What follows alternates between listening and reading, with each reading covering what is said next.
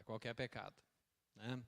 Isso fazia parte do nosso script, tá? Mas, às vezes a gente olha para isso e fica pensando o seguinte: isso não é tão pecaminoso assim. Mas é. Claro que alguns pecados têm uma conotação pior em termos sociais, né? Por exemplo, matar alguém. Se a Elaine tivesse tentado, ela esqueceu, graças a Deus, tivesse tentado matar o pastor, isso seria consequência meio grave, né? Bem estranho, né? Mas o que acontece? Mas às vezes a ira que a gente tem cotidianamente, né? Os pensamentos que passam na nossa cabeça são tão abomináveis, tão ruins diante de Deus. Eu vi hoje um videozinho, uma pergunta que alguém fez para o Sproul, acho que foi para o Sproul mesmo, sobre a questão, como é que Deus botou um peso tão grande no pecado de Adão e Eva, como é que Ele cobrou tão severamente, né, falando da morte, e a gente vai entrar nesse aspecto aqui. Falei, não, Deus ainda foi muito misericordioso, Ele providenciou um caminho para a gente resolver o problema. E aproveitando o ensejo da palavra de sábado e domingo, aquela expressão que a irmã usou, que o pior câncer é o pecado, e a gente grava isso com mais facilidade, né? A gente às vezes não leva isso tão a sério. A gente tem tanto medo do câncer de verdade, de um dedo, a unha encravada, de uma cólica de rins, e muito menos medo do pecado. Eu não estou falando para você, estou falando para mim, tá? A gente tem essa dificuldade. Aí quando a Elaine falou que foi um problema lá, de um cano lá, de um negócio, eu falei, da próxima vez você chama um bombeiro. Mas alguém lá, mas isso, né? E a gente fica irado mesmo, né? Eu fico irado fácil com esses negócios que não funcionam. Mas é tão pecado quanto qualquer outro. Bom, o texto que nós acabamos de ler, ele está falando do pecado já na raça humana.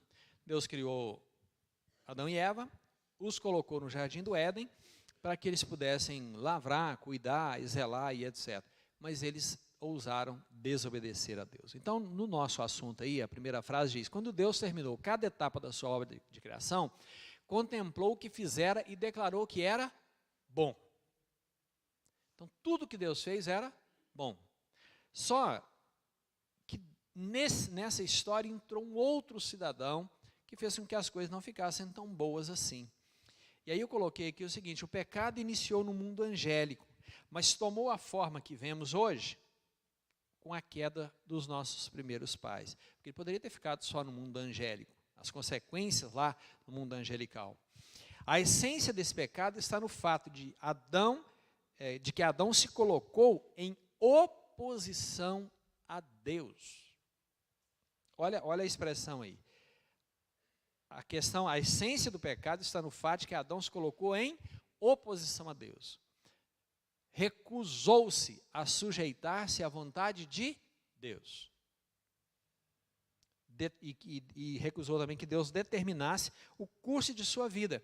E tentou ativamente tomar as coisas todas das mãos de Deus e determinar Ele próprio o seu futuro. Então, o que é o pecado? A gente vai ver isso mais à frente, até uma definição do nosso catecismo.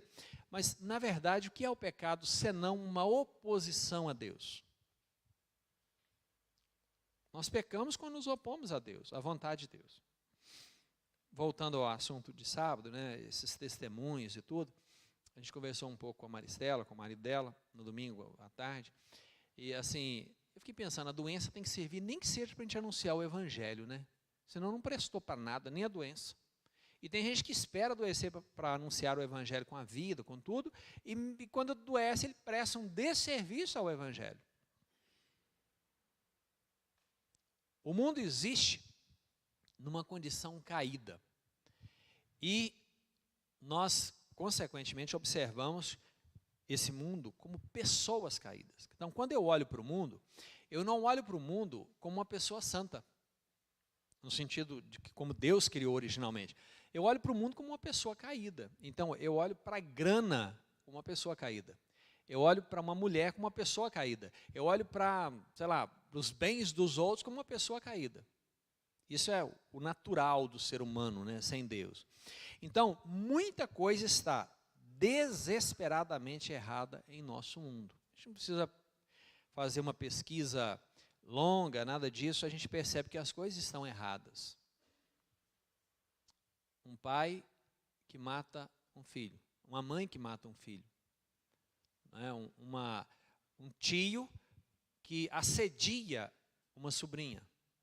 E o sobrinho, isso aí, vocês sabem que o grande índice de problemas nessa área são operados por pessoas da família, né? A estatística mostra isso. E aí, quando eu falo nós, eu estou falando do mundo em geral, né? Fazemos de tudo para dar prejuízo para o nosso próximo, desde que eu me safe, desde que eu ganhe bem com aquilo, né? Então, nós observamos para todos os lados os reflexos dessa queda. E muitos dos problemas que enfrentamos são resultado direto da queda da humanidade. Quase tudo que nós temos hoje é resultado da queda. O Patrick está ali gripado, perguntei para ele se era ele hoje, ele falou que não, né?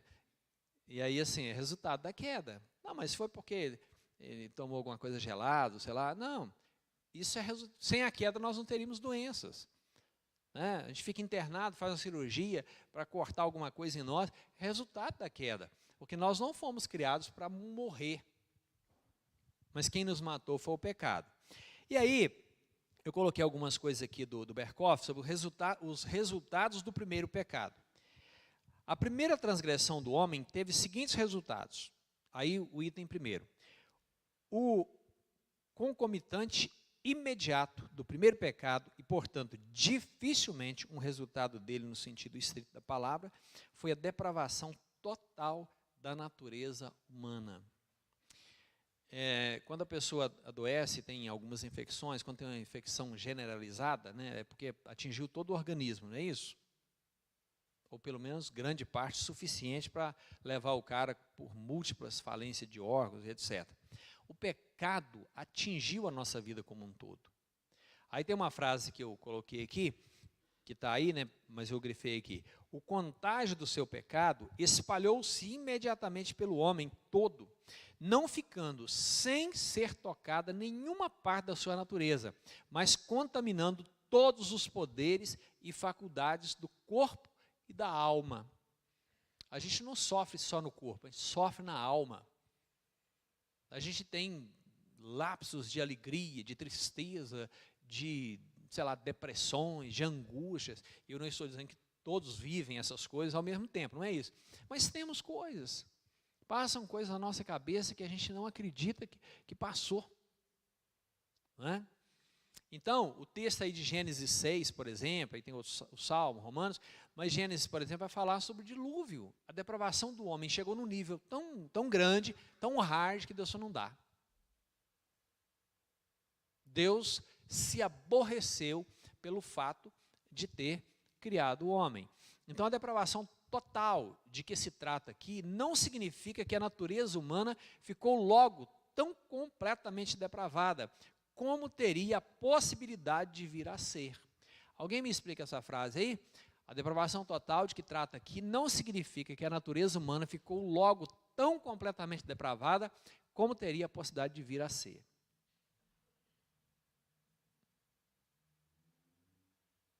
Quem que arrisca? Nós ficamos depravados lá desde o início, mas ela não ficou tão totalmente depravada quanto ela poderia ou pode ser.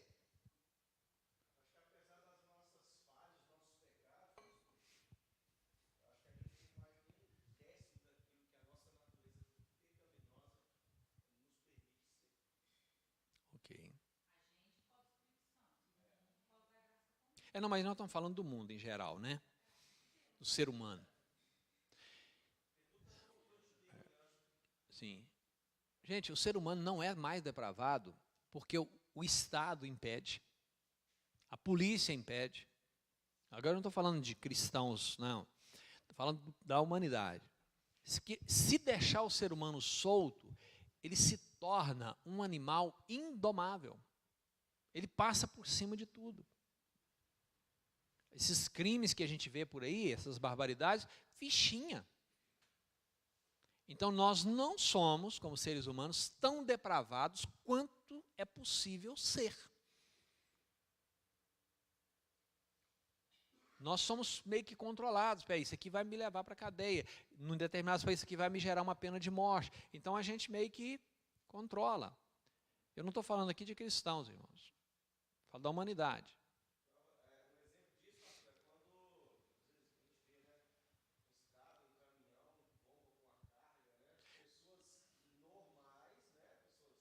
E às vezes até com uma condição financeira boa, vão lá e saqueiam tudo.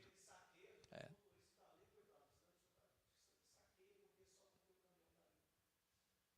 é verdade.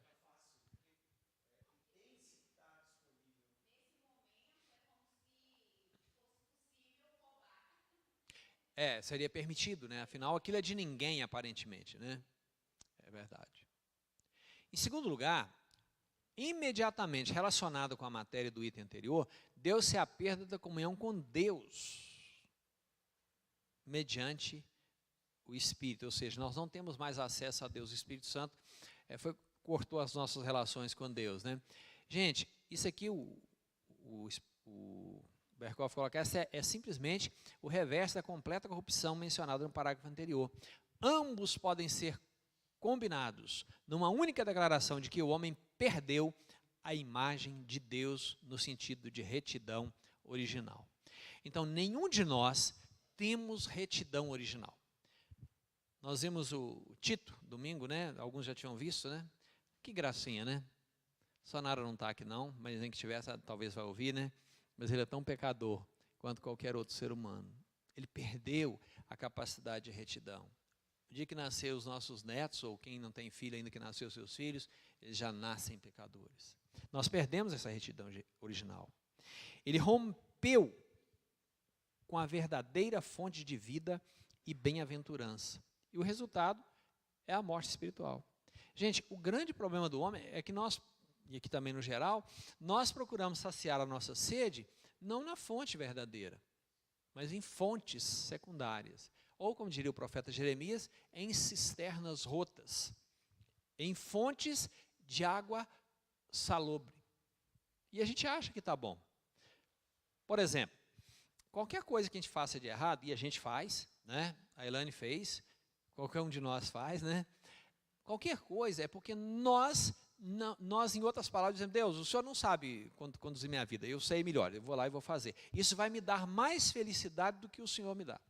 É mais ou menos isso que a gente diz para Deus, quando a gente comete algum erro contra Deus. E de fato os cometemos. Então, ele rompeu essa fonte de vida, essa comunhão com Deus. E daí vem todos os problemas. Em terceiro lugar, essa mudança de condição real do homem refletiu-se também em sua consciência. É interessante que o texto vai dizer lá, houve primeiramente uma consciência da corrupção, revelando-se no sentido de vergonha, e no esforço que os nossos primeiros pais fizeram para cobrir a sua nudez. É muito doido isso, né? Adão e Eva estão lá tranquilos, e de repente eles se sentem nus depois do pecado, e agora eles tentam se esconder. Não é isso que a gente faz todos os dias. Eu gosto de usar a expressão seguinte, todo dia a gente está tentando esconder a da moita, né? Ele estava atrás de uma moita, então eles foram moitar, né? Eu moito, tu moitas, e assim vai. Vamos conjugar o verbo aqui no presente, né? O que acontece? O homem foi moitar, ele foi para trás da moita. O que a gente faz hoje é a mesma coisa. A gente fica moitando atrás da religião, atrás do sexo, atrás do vício, do trabalho. Tem muita gente escondendo atrás do trabalho. De doenças. Nós vamos escondendo a nossa vida. De uma suposta alegria. Gente, se Deus não nos der alegria, nenhuma alegria será verdadeira. Às vezes eu passo na cidade, vejo, e eu não estou dizendo que as pessoas estão cometendo erros ali propriamente, que às vezes tem pessoas ali que estão bem, mas estão nos restaurantes, nos bares e etc. A maioria dessas pessoas tem um costume de estar ali. Aquilo é o ponto de satisfação delas. As pessoas não entendem que a gente consegue ser feliz com a nossa vida cristã, quando nos voltamos para Deus. Então, houve a consciência do pecado, tanto é que eles se esconderam.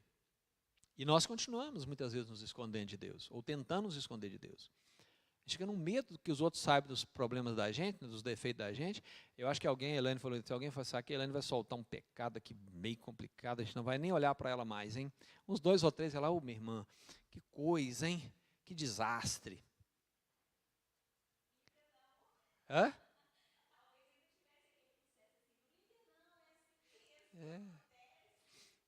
Aí pior ainda, né? Mas assim, a gente fica lá, meu Deus, mas a gente sabe que lá no fundo a gente tem umas práticas também que desagradam ao Senhor. Mas Deus já sabe. Que problema que tem, meu irmão, saber? Eu não estou dizendo que a gente tem que ficar contando a vida para todo mundo, não é isso não. Mas eu digo assim, se Deus conhece meu coração, meu pecado, o irmão que vai saber não vai mudar nada. Ele que não deveria ter sido ofendido. Né? Quarto, não somente a morte espiritual, mas também a morte física resultou do primeiro pecado do homem. Gente, Deus colocou o homem lá e falou assim, ó, não coma do fruto proibido. Essa foi uma aliança de obras, né? O homem foi lá e comeu. Pronto. O dia que vocês comerem, vocês vão morrer. E morreram. Morreram espiritualmente e depois morreram fisicamente. Paulo nos diz que, por um homem, a morte entrou no mundo e passou a todos os homens. Romanos 5,12. E que o salário do pecado é a morte. Romanos 6,23. Em quinto, essa mudança redundou também numa necessária mudança de resistência. O homem foi expulso do paraíso. Então aqui entra um problema meio sério. Deus disse que seria dessa forma, o homem meio não acreditou, ele acreditou na mentira do diabo, eu não vou entrar nesse assunto aqui, mas Satanás, por meio daquela serpente, colocou os sentidos do homem muito aguçados, o desejo de sentir prazer e de ter. Isso ficou, né, os nossos desejos naturais, só que isso ficou além da conta. E o homem errou. O grande problema do pecado é que os nossos desejos são normais. Eu tenho fome, e muita fome, tá, gente? Sono. O problema é quando a gente exagera nesse desejo. A gente permite que eles ultrapassem limites estabelecidos por Deus. Por exemplo, quando nós saímos da relação conjugal, da vida conjugal, para uma vida sexual fora do casamento. Os desejos estão aí. Casados, solteiros, de qualquer jeito. Só que tem limites para que esses desejos sejam resolvidos. E nesse sentido, então, Deus simplesmente falou, agora acabou. Ele expulsou o homem dali. No sentido de que agora também, além de ter expulsado, né, ter criado essa dificuldade toda, Deus ainda vedou que esse homem tivesse acesso à árvore da vida.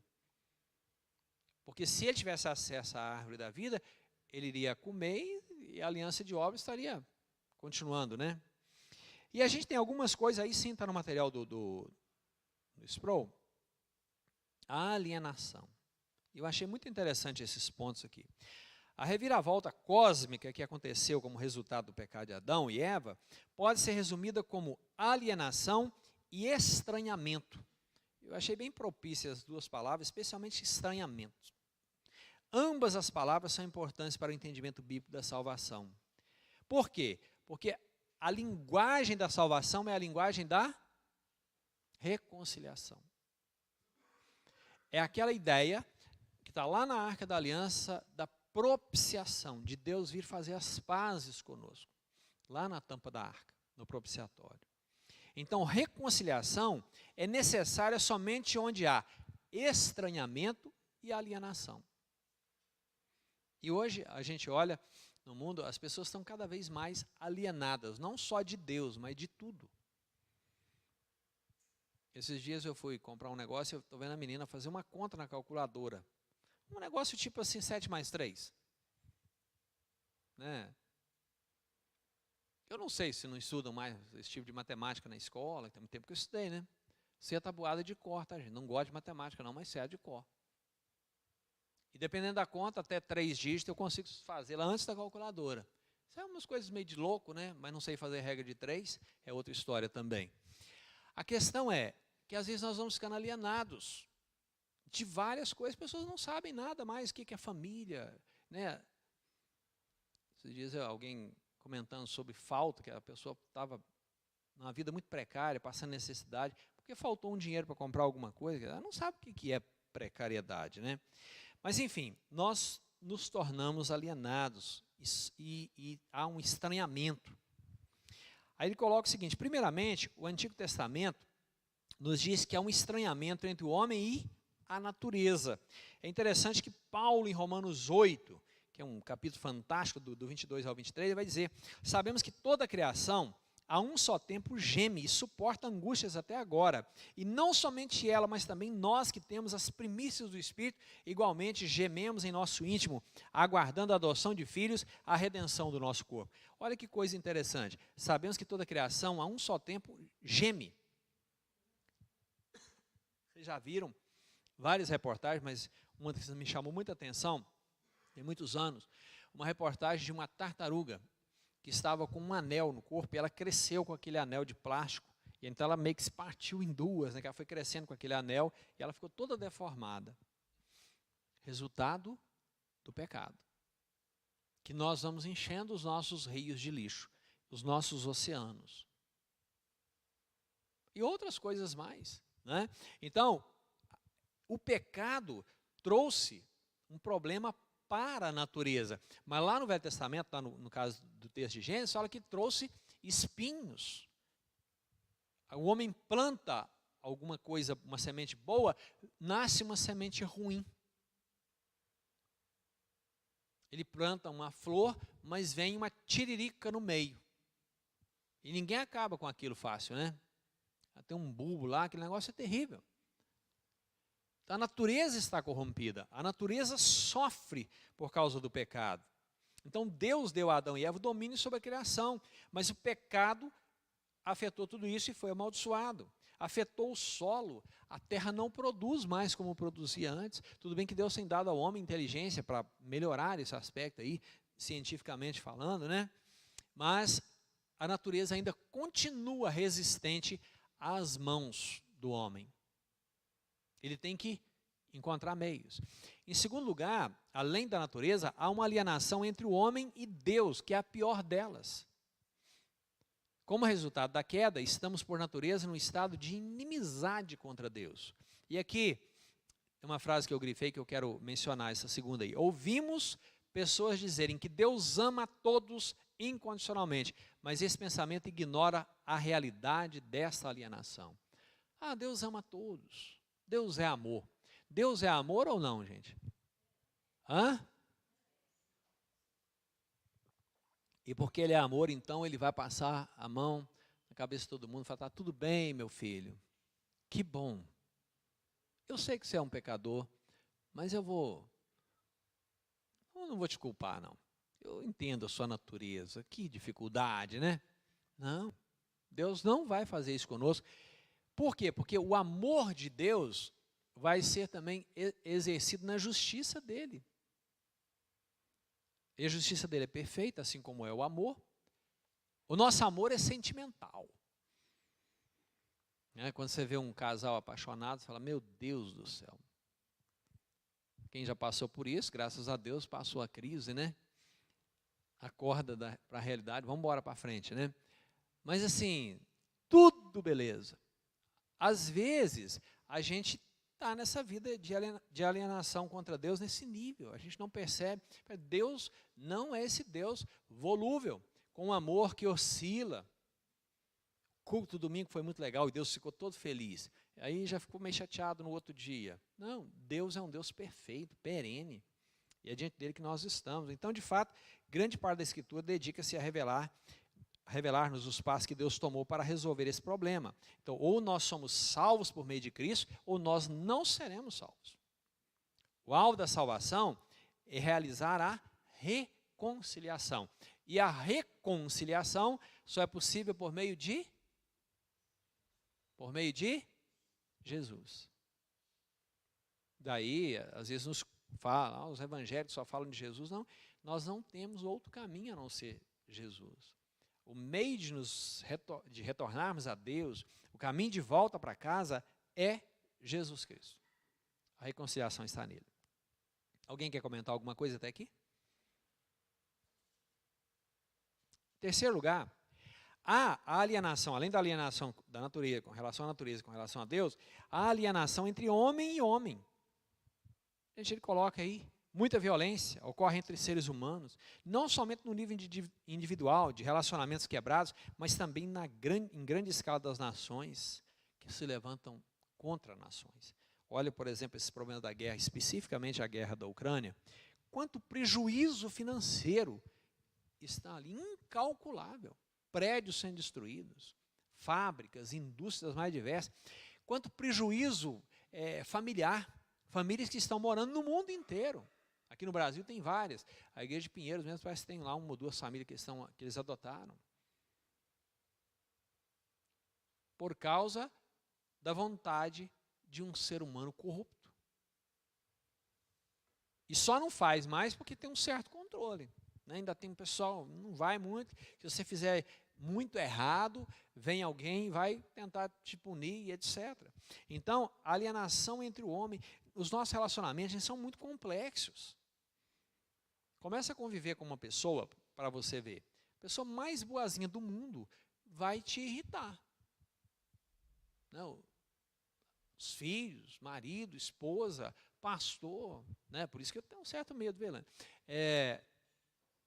A gente não tem facilidade de relacionar. À medida que a gente vai compreendendo a nossa própria natureza terrena, as nossas dificuldades de relacionamento, nós vamos lidando com isso.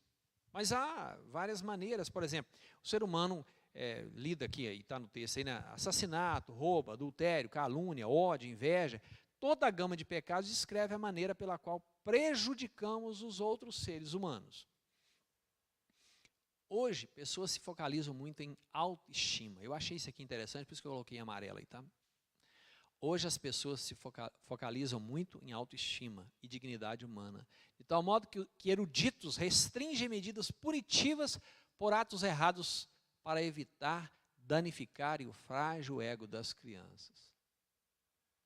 Gente, eu não estou dizendo com isso que a gente tem que pegar o quichute, que nem existe mais, né? Pegar um tênis, né, jogar numa criança, não é isso não. Mas as pessoas estão com medo de machucar o ego frágil das crianças com disciplina.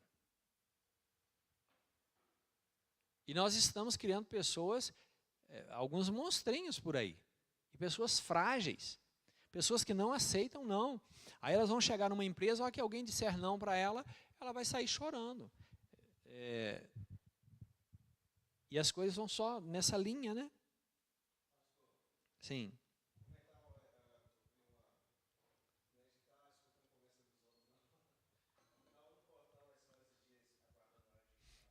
Você estava atrás do portão? Porque a Rebeca estava atrás da porta.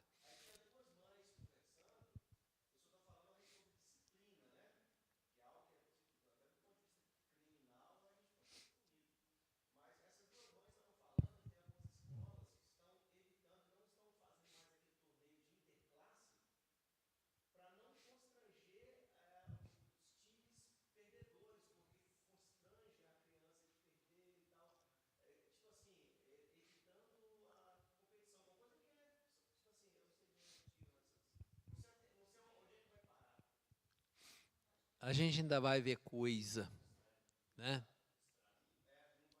Não pode frustrar. Agora, como que a gente chegou aqui, gente? A gente chegou aqui por causa das frustrações. Eu não sei vocês, você vai sendo frustrado, vamos embora, meu filho.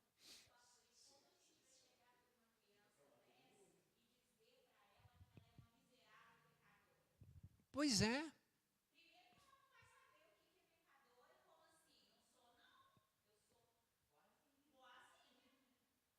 Pois é, a grande... Não vai entender. E, aliás, as pessoas não entendem. Porque aí são duas situações. Por exemplo, a gente, às vezes, na liderança, não pode falar para as pessoas que elas são pecadoras, porque senão elas se ofendem. Né? Mas a liderança também, tem gente que considera algumas lideranças como se fossem santas, no sentido pleno da palavra. Filho, a gente também come feijão, arroz, a gente passa raiva. Se o negócio der problema, a gente vai passar raiva também, a gente vai pecar do mesmo jeito. Mas tem gente que se acha santo, e inclusive gente que está ensinando os outros.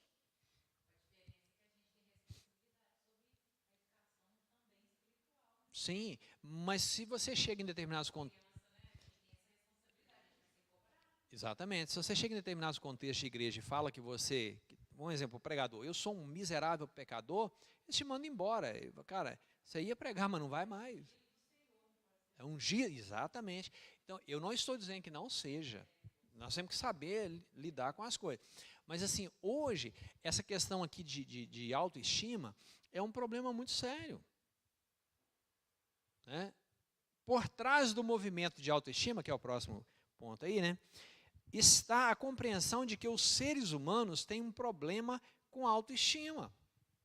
A razão para isso é o quê? O pecado. Eu vou fazer uma pergunta direta, não precisa me responder. Você tem convicção de que você é exatamente o que Deus te criou para ser? Fisicamente, eu já vou começar pelo lado mais duro. Espiritualmente, intelectualmente, até mesmo os nossos recursos aí, o que a gente estudou, onde estudou, o sofrimento que a gente já passou, as coisas boas que a gente já teve. Você acredita firmemente nisso? Porque o grande problema é que as pessoas, mas eu acho que quando eu morrer, eu vou ser mais claro, mais moreno, eu vou ser negro, eu vou ser meio assim, entre japonês e coreano, que eu não sei o que daria, né? Irmãos, o ser humano tem uma insatisfação absurda com ele. Às vezes algumas insatisfações foram as coxinhas, exageradamente. Mas, normalmente, nós vivemos uma vida nessa terra como filhos de Deus, sabendo, e precisamos saber, que Deus nos criou para ser o que somos.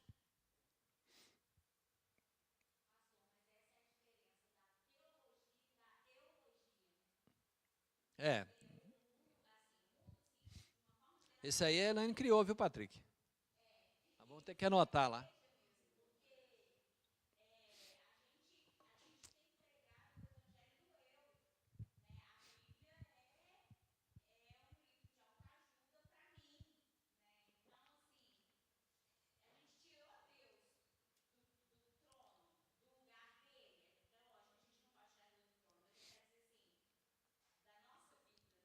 Sim.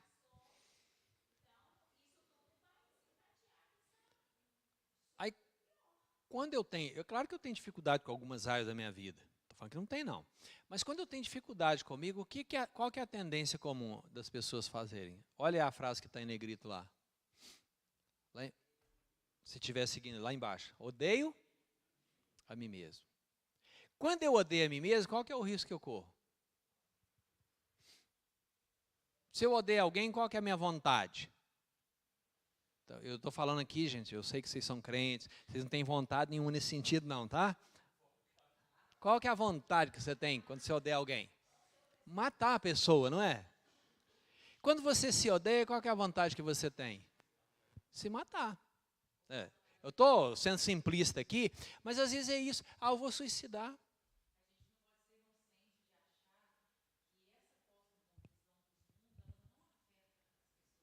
Eu sei, eu só quis ser um pouquinho gentil, tá, Carol?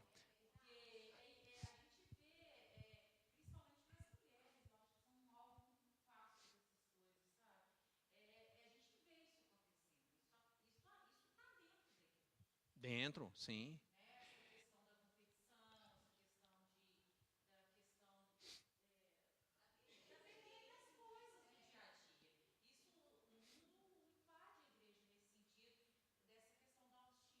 Não, isso não. Sim, sente muito mais, a pressão é maior, né? Isso, gente, com isso eu não estou dizendo que você não pode escovar dente, pelo contrário, deve pentear cabelo, usar algum tipo de creme, às vezes até fazer alguma cirurgia, isso é questão. O que eu quero dizer é assim, a pessoa não pode, como é que é a expressão que eu usei? Ficar encanada, né? Exatamente. Até porque isso vai acabar, é uma questão de tempo. Vai acabar, então relaxa. Não é isso não, mas a gente precisa entender que quando nós não amamos nós mesmos, isso também é resultado da queda. É um problema de estranhamento entre a gente mesmo. E ninguém resolve isso se a gente não resolver na fonte.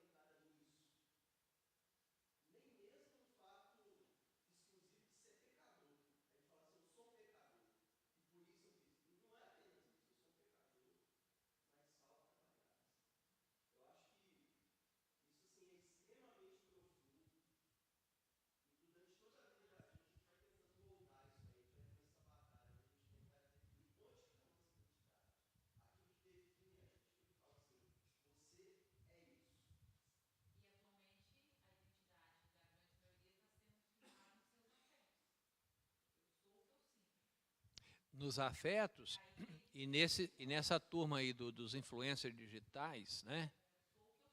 Que, sim. E aí o cara vai e posta uma foto lá no local que ele está, e a gente acha que aquela é a vida dele. E a gente que lida com gente, sabe que dentro dos nossos corações tem muitas coisas delicadas, muitas dores, muitas feridas. Quando é cicatriz ainda está bom, o problema é quando a coisa está sangrando ainda. Né? Aí você imagina, o Patrick falou bem, se a gente for ficar aqui, fica umas 4 horas nisso. Imagina uma menina cheia de problemas casar com um cara cheio de problemas. Filho, o problema duplicou agora, né? Agora sim, você tem problema que você não tinha. Agora, quando nós entendemos, por isso que a cosmovisão cristã é muito importante. O modelo mundano não pode servir para nós. Não, nós vamos cuidar da saúde? Vamos. Sei lá, quem tem dinheiro quer fazer lá a sua cirurgia plástica, se isso é uma coisa que você entende, que Deus está aprovando, no sentido assim, está em paz, não é porque você quer fazer, porque para aparecer na... Oi? A motivação é certa? Nenhum problema, você vai com uma pessoa para lá. Mas a questão é, tem gente que, e é interessante a gente ver aí na televisão às vezes, a televisão agora não está com essa pose toda, não, mas na internet também, gente que fez 30, 40, 50 cirurgias plásticas para ficar parecido com não sei quem. Tem aqui, não vou falar não, deixa para lá. Está sendo gravado, né? É um problema sério. Então, o pecado também afetou o trabalho. O trabalho foi criado antes da queda, tá, gente? Só lembrando vocês que a gente vai para a eternidade não é para ficar à toa, não. Ele foi criado antes da queda. O que tinha da queda lá era a capacidade de fazer filho, que não vai ter na eternidade. Mas o trabalho vai ter, tá? Ele é antes da queda. O problema é que com a queda o pecado afetou o trabalho, nós cansamos, nós temos dificuldade, entendemos o trabalho de maneira errada. Bom, seguindo aí, senão nosso horário não dá. O que é pecado? Paulo escreveu aos Romanos, todos pecaram e carecem da glória de Deus. A palavra grega traduzida por pecado é amartia. Etimologicamente, essa palavra vem do contexto de arquearia, especificamente quando o arquiteto errava o centro de seu alvo. Esse é um conceito muito batista, né? De errar o alvo, mas a ideia aqui não é errar só o alvo, é errar o centro do alvo.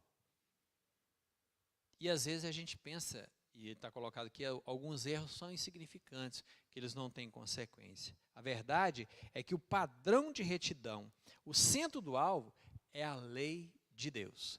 É a vontade, vamos ver se lembra da palavra bonita, é a vontade. Tem a decretiva e a outra é preceptiva. É a vontade preceptiva de Deus. O mandamento do Senhor.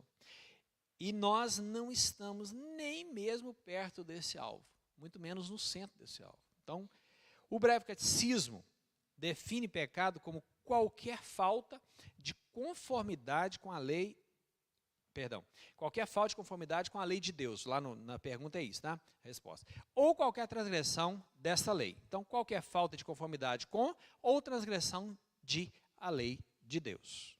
Então, em outras palavras, ele vai dizer o seguinte, por um lado, há uma falta de conformidade e, por outro lado, há uma transgressão. A palavra falta é uma expressão negativa, enquanto a transgressão é um termo ativo e positivo. Aí ele vai mencionar mais à frente que nós pecamos pecados por comissão e pecados por omissão. Então vamos lá. De maneira semelhante, os teólogos fazem distinção entre pecados de comissão e pecados de omissão. Somos culpados de um pecado de comissão quando fazemos algo que não temos permissão para fazer e cometemos um pecado de omissão quando deixamos de fazer algo que somos responsáveis por fazer. Então não é só porque fizemos, mas é também porque não fizemos o que deveríamos ter feito. Inclusive, gente, quando não andamos de acordo com a vontade de Deus. Isso aqui é um problema muito sério com pastores, com líderes. Às vezes Deus quer a pessoa num determinado local, num determinado tipo de ministério, e ele vai saindo fora dessa direção. Deus chama cada um para uma coisa. A gente tem, por exemplo, líderes, pastores, que são escritores, que são teólogos, que são professores, que são conselheiros, que são pastores, no sentido pleno da palavra, Deus vai usar cada um de nós dentro daquilo que Ele nos chamou a ser. E a gente tem que tirar essas noias da cabeça. Vamos fazer com responsabilidade o que Deus nos chamou a fazer. Tem umas coisas que eu sou totalmente incompetente para fazer. Mas eu acho que Deus já me fez assim exatamente para não fazer aquilo. Ou para passar raiva, para aprender alguma coisa. Não é possível, né? Se tem um negócio que eu detesto, chama-se relatórios. Oi? Tem. Levanta a mão aí, Patrick. Tá, já levantou ela. Deus faz essas pessoas, a gente precisa dessa turma lá no presbitério. Eles fizeram um negócio lá em pouco tempo lá para resolver um problemão nosso lá. Falei, passa para o Patrick, que gosta disso, resolver lá. Adiantou nosso meio de campo. Eu sofro com isso. Né? Enfim, Deus nos dotou de capacidade para fazer o que nós temos que fazer, mas nós não podemos deixar de fazer aquilo que Ele nos chamou a fazer, correto? Bom, aqui tem umas coisas que eu não grifei, eu vou deixar quieto aqui.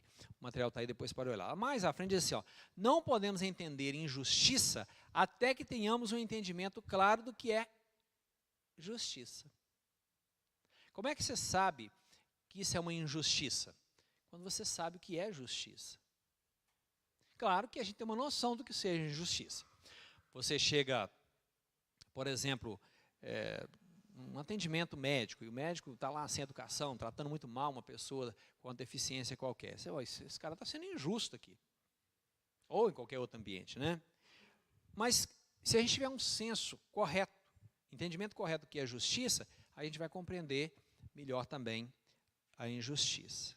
É a mesma coisa, o vocábulo anticristo não tem significado se primeiro não entendermos o significado do termo Cristo. Quem é o anticristo, gente? O apóstolo João fala, quem que é o anticristo?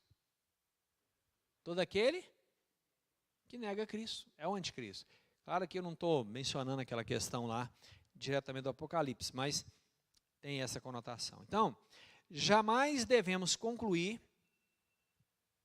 que o pecado é uma ilusão.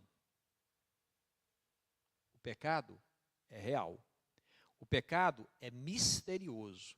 Mas há uma realidade para o mal em que participamos.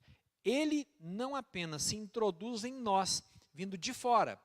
É algo em que estamos profunda, íntima e pessoalmente envolvidos em nosso coração e alma. Eu vou voltar a essa frase. Jamais devemos concluir que o pecado é uma ilusão. A gente que leva o pecado de qualquer jeito. O pecado é real. E se a gente tem que ter medo no sentido de cuidar para que a gente não pegue, é o pecado.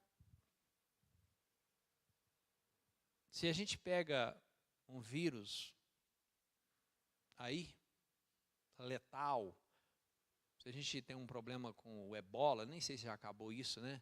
Alguma coisa desse tipo, é grave, mas não é tão grave quanto o pecado. E eu sei que a gente vai lutar contra o pecado todos os dias. Não é uma coisa fácil essa luta.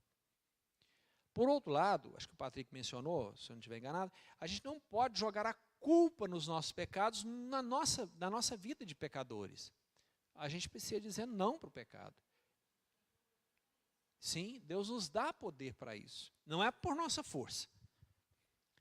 Fala, Deus, me ajuda com esses olhos, está difícil. Me ajuda com essa natureza que eu tenho, né? Ter um jeito de lidar com as pessoas. Com essa vontade de roubar, de mentir, ou até mesmo de praticar essas coisas. Deus vai nos fortalecendo. Então o pecado é real. Ele vem de fora, mas ele também está dentro da gente. A gente tem que lutar contra isso. Né? Talvez para algumas pessoas, se você recebe o troco errado, eu, por exemplo, recebo um troco errado. Se eu perceber que está errado, eu vou lá e devolvo, sem problema nenhum. Se eu vou comprar um negócio aí de repente o cara fez uma conta errada, ele fez a conta da metade da coisa. Eu falei, não, mas você esqueceu de colocar isso. É mesmo. Eu não tenho preocupação com isso, mas tem gente que tem uma dificuldade tremenda com isso. Eu tenho outros problemas, tá? Eu não vou também confessar nada não, tá? Mas eu tenho outros. Na verdade, nós temos que pedir a Deus, Deus me ajuda. Porque o pecado é real, ele não é uma ilusão. O pecado é misterioso. e nós precisamos cuidar das nossas vidas. Então, semana que vem, na outra semana, ainda o assunto será sobre o pecado, né?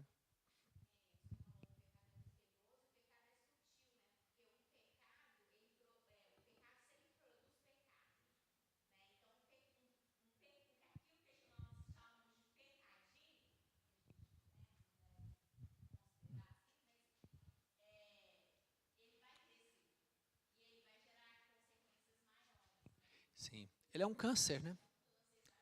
Ele vai desenvolver. Se ele for alimentado, era a colocação é exatamente essa, né? A célula é célula mesmo do câncer, né?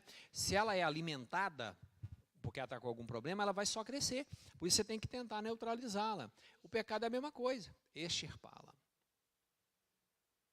O pecado é a mesma coisa. E a gente não tem que ter muita dó da gente, não, nesse sentido, não. Assuma, não, realmente eu estou errado, cara. Isso não está certo.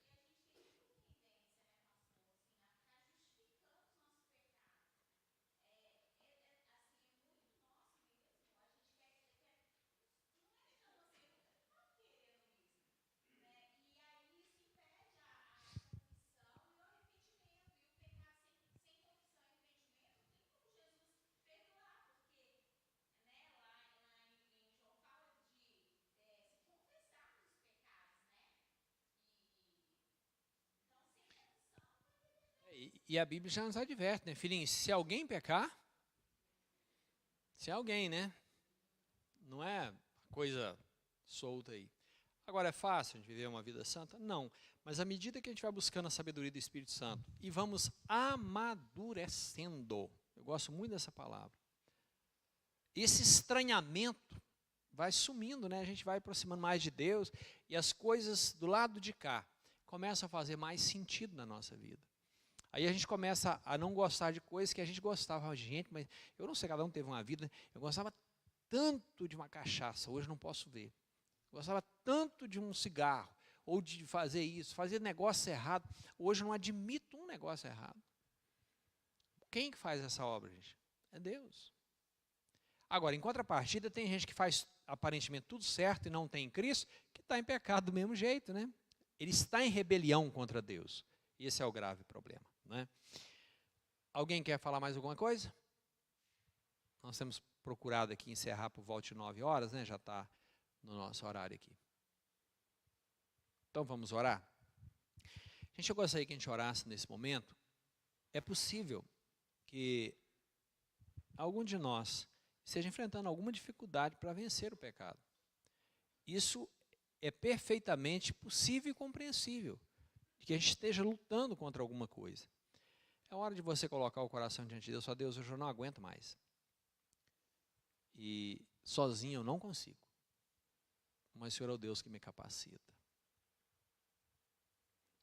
Isso, com uma vida perdoada, fica mais fácil nos relacionarmos com pessoas mais difíceis, pessoas mais fáceis de relacionar, e vamos tê-las todas pela nossa vida fora, no meio dos nossos amigos mais próximos, né, de parentes, e a gente tem que aprender a lidar com isso, em santidade.